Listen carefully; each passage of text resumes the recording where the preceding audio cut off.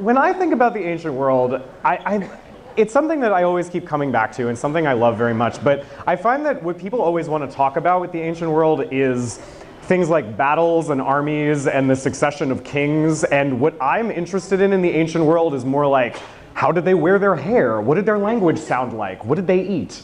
So I've gotten really interested lately in specifically the cuisine of ancient cultures. And this is something I've gotten the opportunity to teach about in the past. I also have I have a blog all about my recreations of ancient recipes, which is called Pass the Flamingo, because you can find it at passtheflamingo.com, because the first recipe I made for the blog was an actual ancient Roman recipe for a whole roast flamingo, which I discovered very early on in my research that it is not possible to purchase flamingo in the United States.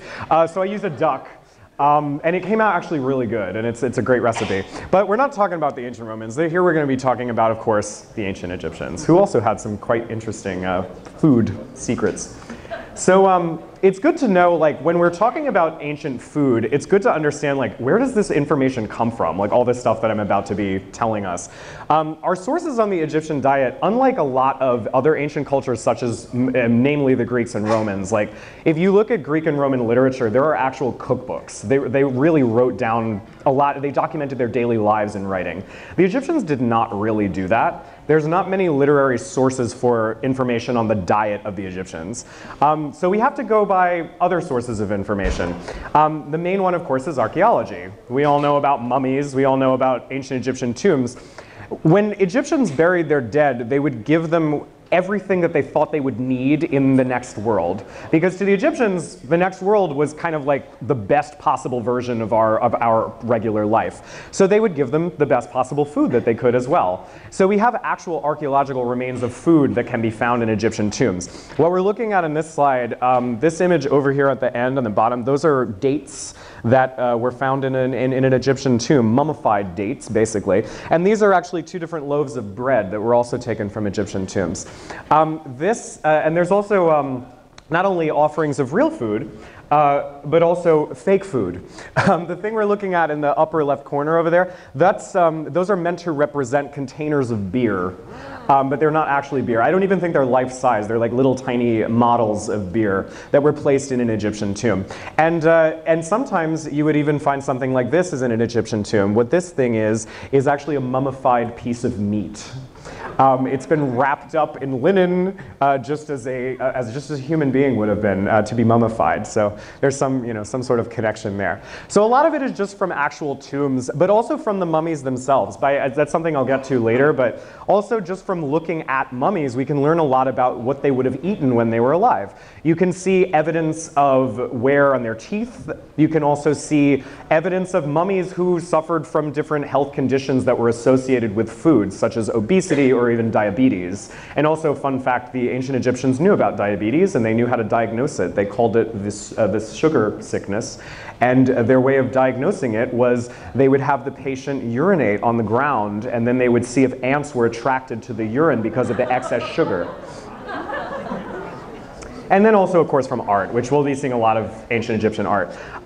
I don't want to spend too much time on historical background, but just to give us a little bit of historical background about ancient Egypt. This, of course, is a map of roughly, the central territory of ancient Egypt.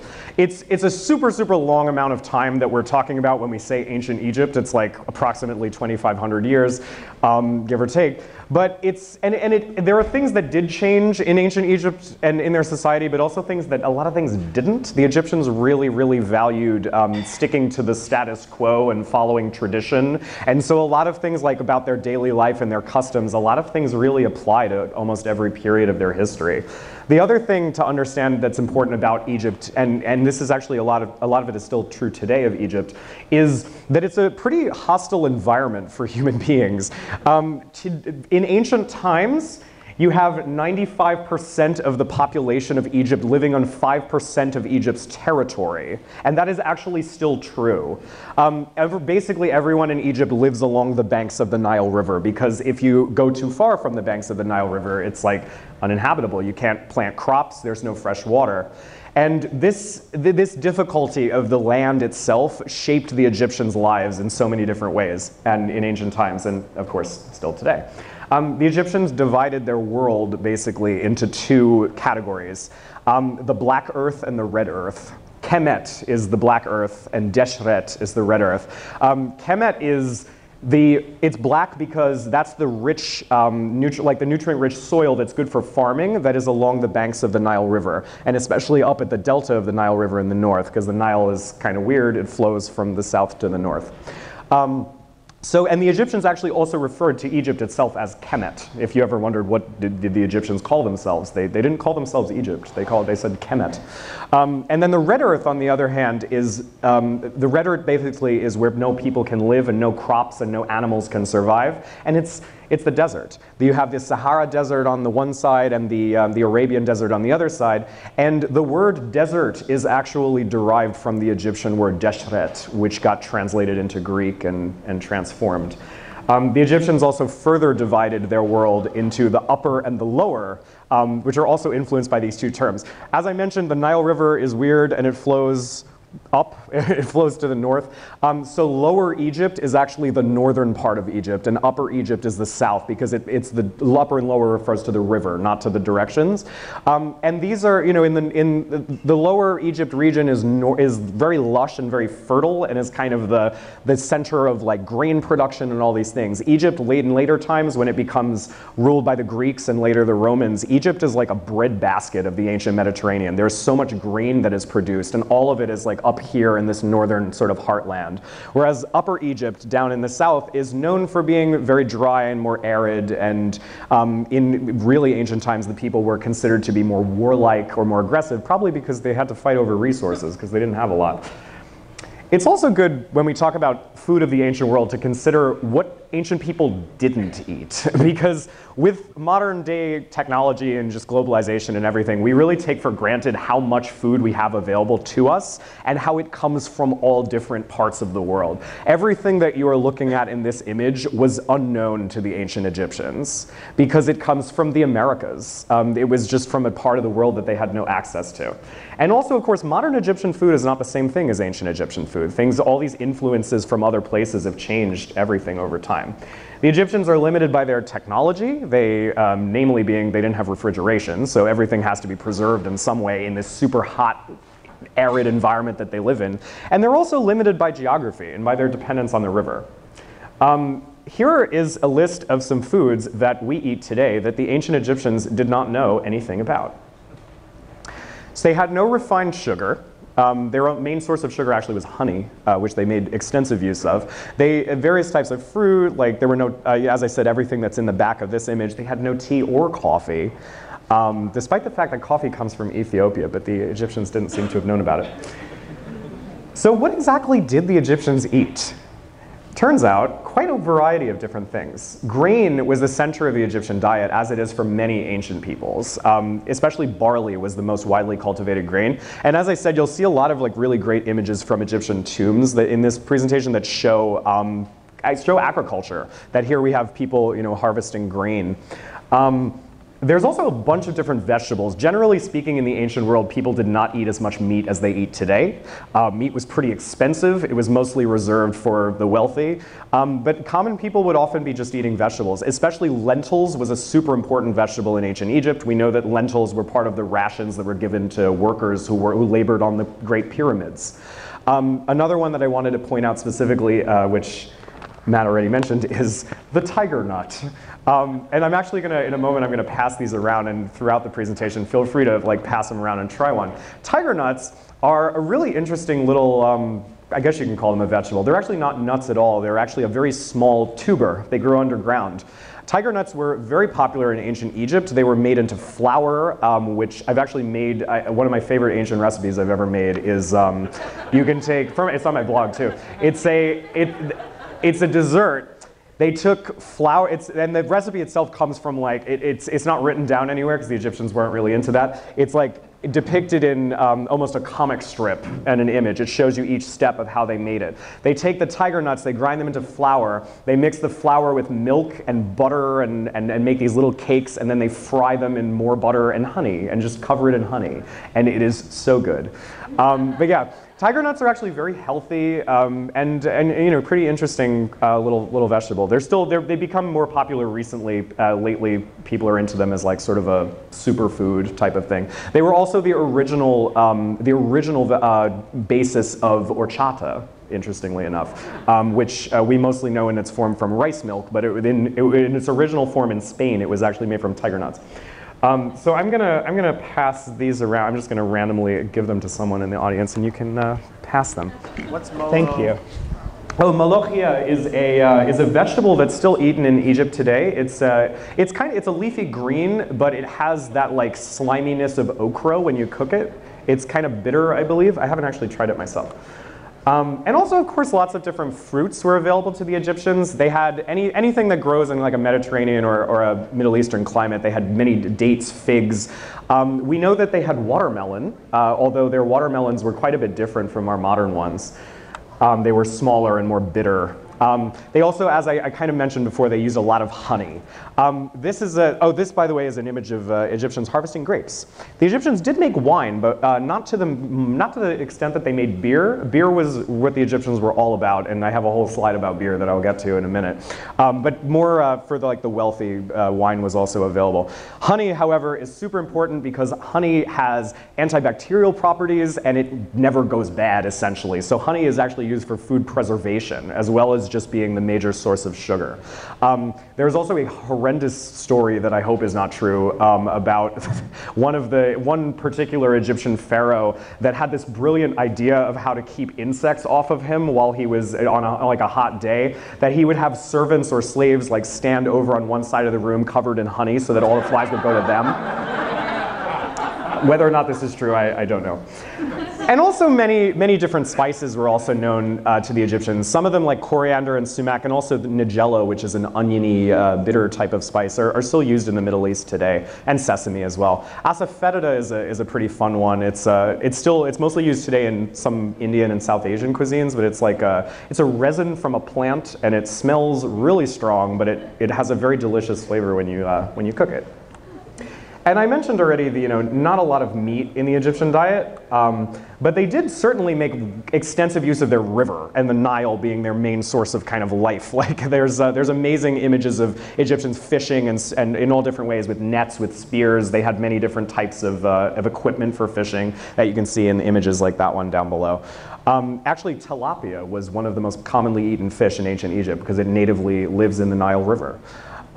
The Egyptians also cultivated, or not cultivated, but raised a lot of different animals that we still eat today. They had cows, they had sheep, they had goats. They also had chickens, and they had ducks and other sorts of birds. From the period of a bit later in Egyptian history, we have a record of an ancient Egyptian a mass incubator for chicken eggs. That they had somehow figured out the exact temperature at which chicken eggs hatch. And they had fires underneath in like a basement, underneath this building that were positioned in such a way that it would make the room inside just the right temperature for the eggs to hatch. And then they were able to hatch like hundreds of chicken eggs at the same time. So there's actually quite a bit of, like technology going into it as well. The Egyptians loved their animals, and they had a very special relationship with animals. We know all about one of the things people think of with ancient Egypt is gods with animal heads, of course. But they depict animals constantly in art, and there's a constant sense of like thanking the animals for providing for their food. Ancient writers from other cultures like the Greeks would come to Egypt, and they remarked on this, that the Egyptians seemed to have this kind of close kinship with their animals in some way, that the animals were welcomed into their home almost. I have an image here of, this is one of my favorite Egyptian images ever. It's a tomb painting of a man who is hunting birds with the help of a cat, which I have always wondered, how did they even get the cat to do it? Because I don't think of a cat as being like this type of animal, like a dog that will go, I don't know. He's using the thing in his hand as a throwing stick. Which Egyptian hunters would use, especially for birds. It's kind of like a boomerang, except it doesn't come back. It just flies through the air and hits a bird in the head and kills it, and then the cat goes out and gets it. I also wanted to point out, just kind of showing like the amazing attention to detail of the Egyptians in their artwork. So this is a specific type of bird that definitely would have been eaten by the Egyptians, and the modern name for this bird is actually still the Egyptian goose. And you can see Egyptian geese, you can recognize them in Egyptian artwork. Like you can identify, just by the markings, you can identify them very clearly in the paintings. So there's also of course a sacred bull who's often like a representative of the gods. I wanted to of course get to beer, because who doesn't, well, you know, that's what we're here to talk about. Beer is actually in Egypt is a dietary staple. The Egyptian beer is not how we would probably typically think of beer. It was thick and lumpy, and you had to drink it with a straw. The image on the bottom over there is of someone drinking beer with a straw. And it had a very, very low alcohol content, and it's a very simple beverage that's probably been made for thousands of years. And because of its low alcohol content, you could actually just eat it kind of throughout, drink it sort of throughout the day. And we know that beer was also rationed to people like the laborers on the pyramids. There are some similarities to certain other African beers that are still made today in a very simple kind of way, and often are shared in a similar way as well. Here's an image from a wedding in Burundi in the 1980s of people drinking beer that I believe is made from corn. I also mentioned how you can look at mummies and learn about how their diet affected their bodies. One thing we know from a lot of mummies, from looking at their teeth, is that ancient Egyptian bread, sadly, it had a lot of sand in it, because sand was everywhere. They couldn't get rid of it. So ancient Egyptian mummies' teeth are often worn down from a lifetime of eating sandy bread. And I wanted to just conclude with a couple more images showing us some of the banquet side or the party sort of scene of what ancient Egypt would look like. A lot of these are from tombs, and they're just these amazing, beautiful like party scenes that show us. These are all performers and dancers, but there are many that will show us like actual food and dining. We know that the Egyptians had rather strict rules of etiquette. They have these all these like ornate costumes and everything for their banquets and different menus. Perfume cones, which are on people's heads, which is now believed to be symbolic. It used to be believed that these things on the women's heads were an actual lump of fat, basically, that was perfumed, and it would release a nice smell as it melted or something. But then someone thought, well, why would someone want to do that, though? Why would you want like fat dripping down over you? So what we now think is this is actually symbolic, that just the wig itself is perfumed and has a nice smell, and it just shows you that it's there. So I wanted to, the Egyptians were kind of obsessed. We always think of them, whenever we think of them, we think of death. And they were a little bit obsessed with death, but they also loved life, and they loved to celebrate life. And I wanted to conclude with a really great quote that is from one of these sort of party scenes on the wall that's written. Some of them are written with like sort of speech bubbles of dialogue.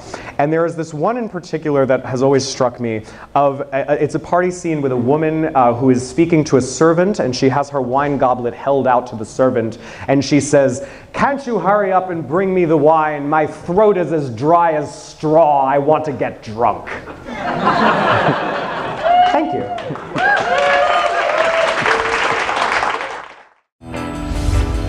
Go to nerdnite.com to find a Nerd Nite event near you. And don't forget to subscribe to our channel for our latest presentation.